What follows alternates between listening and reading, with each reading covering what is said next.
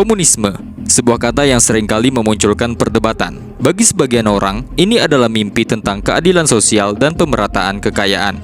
Namun, bagi yang lain, komunisme adalah simbol dari kegagalan, penindasan, dan penderitaan. Di balik kontroversi ini, komunisme memiliki sejarah yang panjang, kompleks, dan menarik untuk dipelajari. Komunisme adalah sebuah ideologi yang bertujuan menciptakan masyarakat tanpa kelas sosial, tanpa kepemilikan pribadi, dan semua sumber daya dimiliki bersama. Intinya adalah kesetaraan. Kata komunisme sendiri berasal dari bahasa Latin komunis, yang berarti bersama atau universal. Tapi bagaimana ide ini muncul, dan apa yang membuatnya begitu berpengaruh? Untuk memahami komunisme, kita harus melihat awal mula pemikirannya, apa yang ingin dicapai, dan bagaimana perjalanan panjang ide ini di dunia nyata. Dari buku The Communist Manifesto karya Karl Marx dan Friedrich Engels hingga revolusi besar yang mengubah wajah dunia, ide ini telah meninggalkan jejak yang dalam sedalam sejarah umat manusia.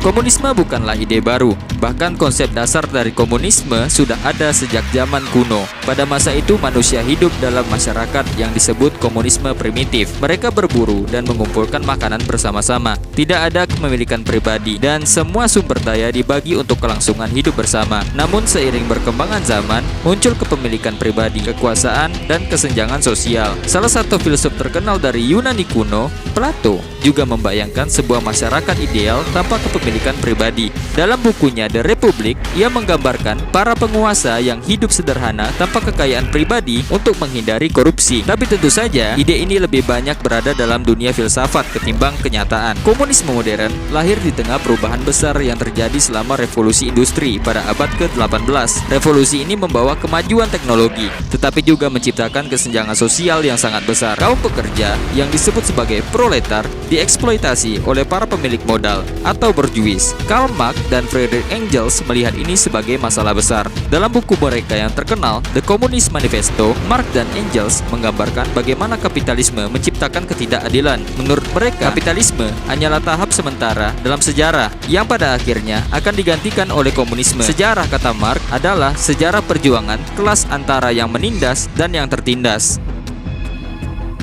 Karl Marx memiliki cara unik untuk memahami sejarah manusia. Ia memperkenalkan konsep materialisme historis, yaitu pandangan bahwa sejarah digerakkan oleh cara manusia memproduksi dan mendistribusikan barang. Dalam teori ini, struktur ekonomi atau basis menjadi fondasi dari semua aspek kehidupan, seperti politik, budaya, dan agama, yang disebut sebagai superstruktur. Menurut Marx, setiap tahap sejarah memiliki sistem ekonomi yang berbeda. Dari komunisme primitif, manusia beralih ke feodalisme, kemudian kapitalisme, dan akhirnya menuju sosialisme dan komunisme. Transisi ini tidak berjalan mulus. Setiap perubahan terjadi melalui konflik antara kelas yang berkuasa dan kelas tertindas. Misalnya, dalam kapitalisme, berjuis menguasai alat produksi seperti pabrik dan tanah, sementara proletar hanya memiliki tenaga kerja mereka. Ketimpangan ini menurut Marx akan menghasilkan revolusi sosial besar-besaran. Proletar akan menggulingkan berjuis, menciptakan sistem baru yang lebih adil.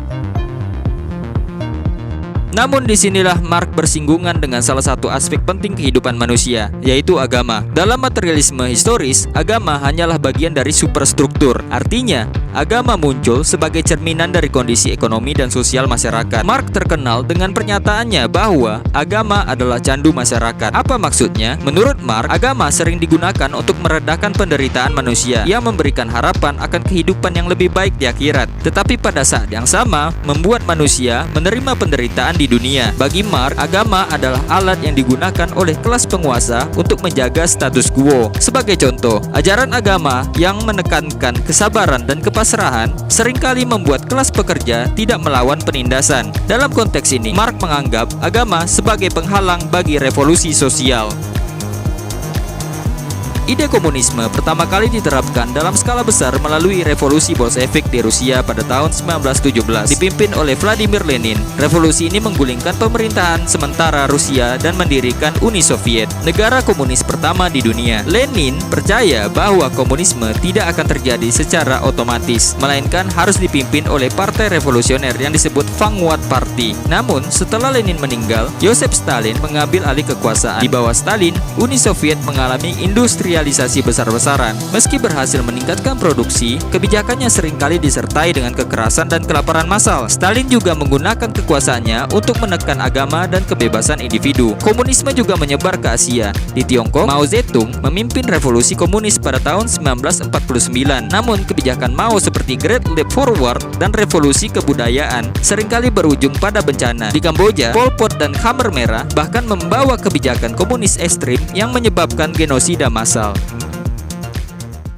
Meskipun komunisme menjanjikan kesetaraan, praktiknya seringkali jauh dari teori. Salah satu kritik terbesar terhadap komunisme adalah bahwa ia cenderung berubah menjadi kediktatoran. Contohnya adalah sistem Gulag di Uni Soviet atau kamp kerja paksa di Tiongkok. Selain itu, ekonom seperti Friedrich Hayek mengkritik bahwa tanpa pasar bebas, ekonomi menjadi tidak efisien. Dalam sistem ekonomi terpusat, sulit untuk mengalokasikan sumber daya dengan efektif. Akibatnya, banyak negara komunis mengalami krisis ekonomi. Pada tahun 1991, Uni Soviet runtuh. Ini menandai berakhirnya era dominasi komunisme di dunia. Runtuhnya Uni Soviet disebabkan oleh kombinasi tekanan ekonomi, korupsi, dan ketidakpuasan rakyat.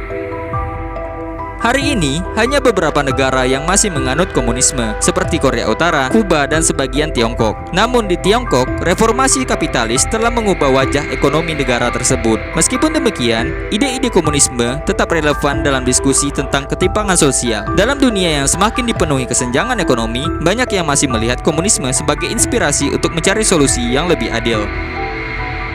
Komunisme adalah ideologi yang membawa harapan besar bagi banyak orang, tetapi juga meninggalkan luka mendalam dalam sejarah. Dari teori materialisme historis hingga revolusi besar, komunisme telah mengajarkan kita tentang pentingnya keadilan sosial. Namun ia juga mengingatkan kita tentang bahayanya kekuasaan yang tak terkendali. Apa pendapat kalian tentang komunisme? Apakah ia solusi atau hanya mimpi utopia yang sulit diwujudkan? Tulis pendapat kalian di kolom komentar.